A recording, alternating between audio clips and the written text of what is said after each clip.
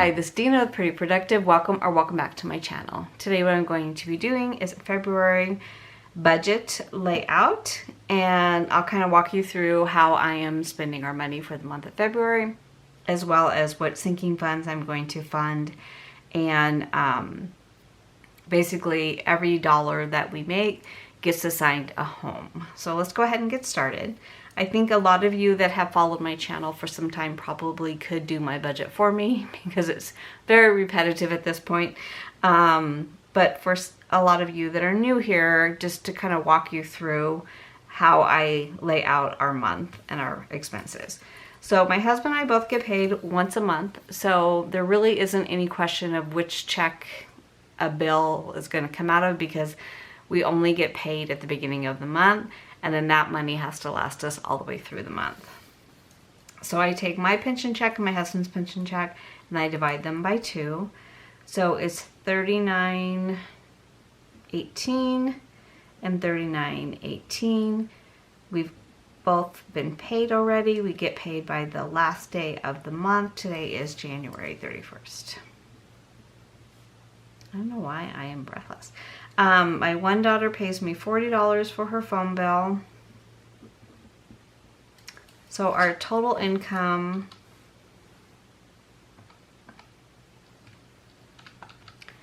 is $39.18 plus $39.18 plus 40 is $78.76. So I take the income and I bring it right over here, $78.76. I think you can see that. Okay, right off the top, I always put $500 into savings. I like putting more, but obviously that's what I can do right now. So then I'm going to come over here to our fixed expenses, and then our cash envelopes, and then I'll come over here for sinking funds. So for landscaping for the month of February, we will have 3. So it's coming up a little bit, so it will be $210 instead of our normal $140. My phone bill now is $139. Electricity, I am estimating at $200. It's probably going to come in about $180, and we have a way on our app here in Arizona where you can kind of track it. So when I look at my estimated bill, it's going to come in about $180. My water and trash bill is already in, and that's $90. My Southwest gas, which is natural gas, kind of talk today, is, I'm estimating about $80. Internet is $120. DirecTV is $120. Netflix is $16. HBO Plus is $11. Hulu is $20. Life insurance for my husband and I is $106. Our gym went up a little bit, it's $70 now. Car wash is $25. And our biggest expense is our medical insurance, and that's $1,575 per month. It's painful, very painful. So $210 plus $139 plus $200 plus $90 plus $80 plus $120. 120, 16, 11, 20, 108, 70, 25, 1575 is $27.82.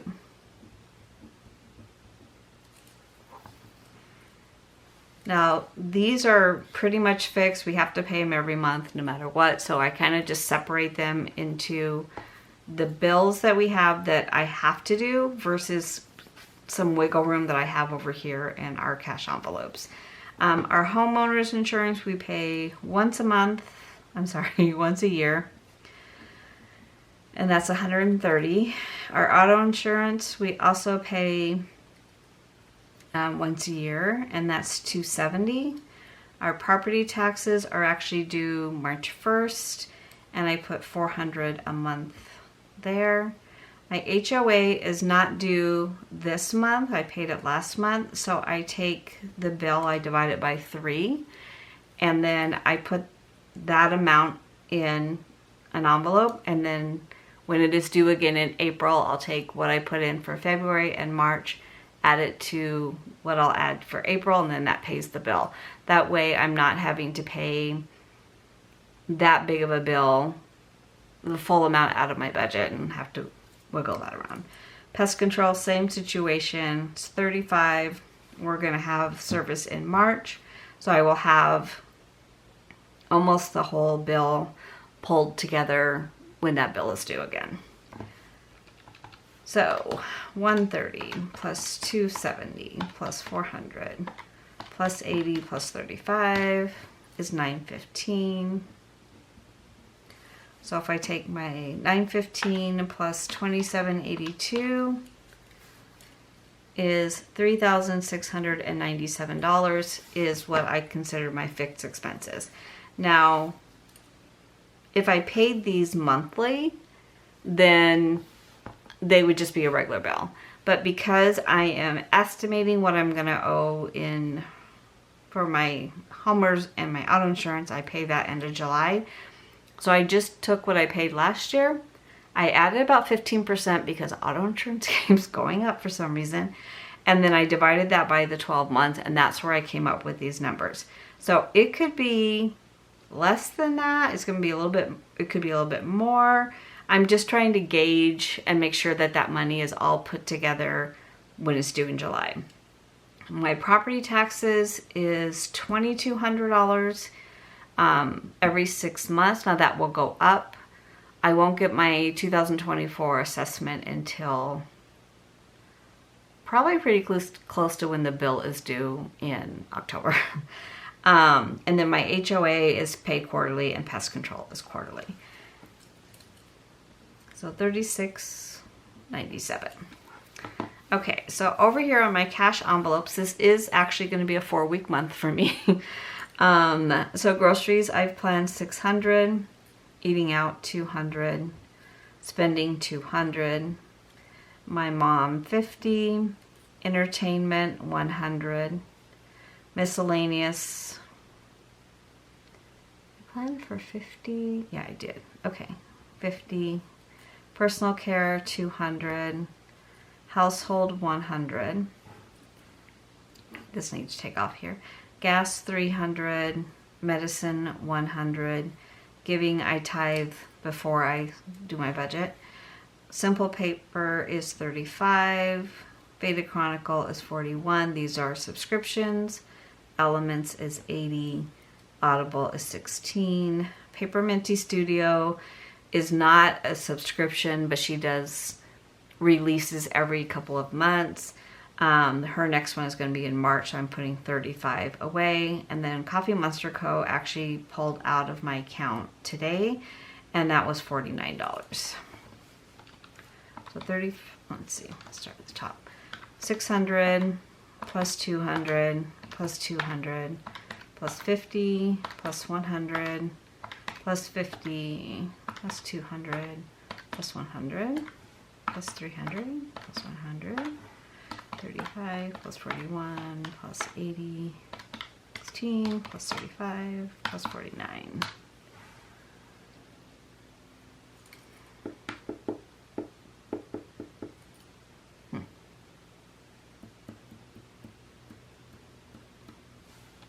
Okay, that doesn't add up what I thought it was going to. 600 plus 200 plus 200 plus 50 plus 100 plus 50 plus 200 plus 100 plus 300 100 35 41 80 16 35 and 49. Okay, that looks better. 2156, so that comes up here.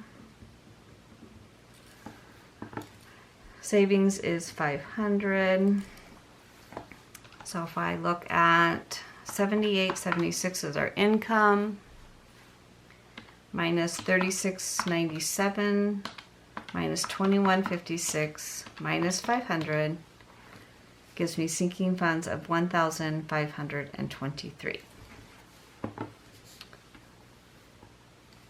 And then over here, these are my priority sinking funds. So there are some that are transfers into Capital One's high yield savings accounts.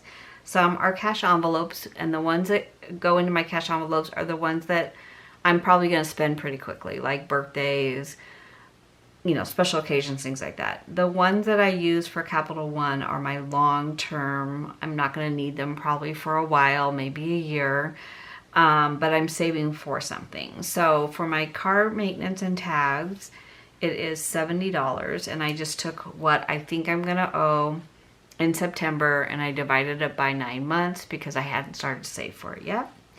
Christmas, I put $300 a month away. We'll come back to envelopes. Let's see. Medical, it's $200. I'm going to have some more dental work done. Sutton's $529, which is my granddaughter's $529, is $100 a month that gets pulled out. Technology, I'm not adding to. Vacation, I'm adding $200. And then wedding, my daughter's getting married in October, and I normally put $500 a month towards the wedding.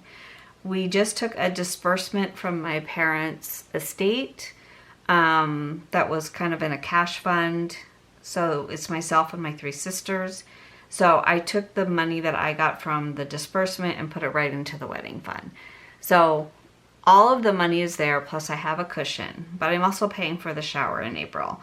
So I'm going to take a pause on adding in the $500 for this month, for February.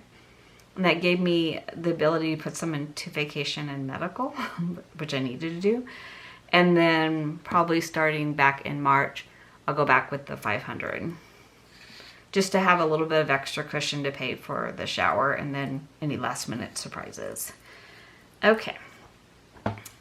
So for this part, I have $1523 for sinking funds, minus $70, minus $300, minus $200, minus $100, minus $200.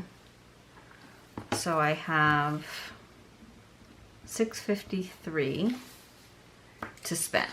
So I've kind of plotted out what I thought I wanted to do. So I'm going to come back to my anniversary. So for Easter, I wanted to put in 50.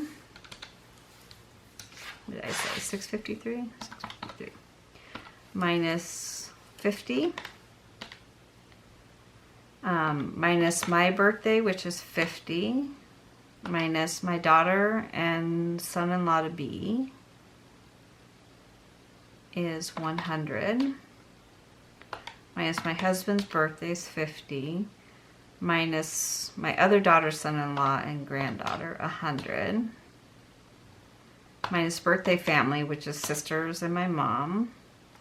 Birthday nieces and nephews are my nieces and nephews' kids. So I have 153. 100 into date night. Now ignore this 80 and this 35 because those are actually on the front side for bills. So for my granddaughter, 10. So that's 43, and then that leaves me 43 for my anniversary envelope. So that is 100% spent. Over here you see kind of just what I do at the beginning of the month. So when I start my month, when I start to sit down to do my budget, I take a look at where all of my sinking funds currently are, what the balances are, where my priorities need to be. This is the income that I stuffed in my last video. That was my incremental income. And this is what I'm adding from our paychecks for this month. So when I look at what is my total for the envelopes, is 43 plus 50 plus 50 plus 100 plus 50 plus 100 plus 50 plus 100 plus 100 plus 10. 653, 653. Okay. I love it when it balances. 653. So if I add up 70 plus 300 plus 653 plus 200 plus 100 plus 200 is 1523. Okay. So 36.97 for my fixed expenses, 21.56 for my kind of cash envelopes for the month, 500 for savings, 15.23 for sinking funds, 78.76, 78.76. Okay, so that is what my budget looks like right now.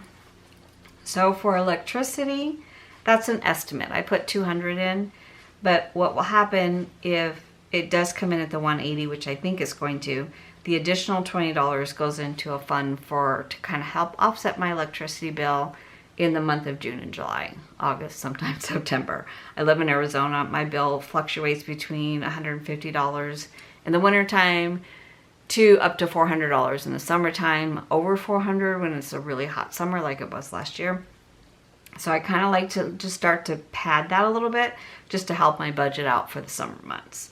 I'm sure if you live someplace cold, you probably do that with your heating bill. So that is my budget. Once I determine that, then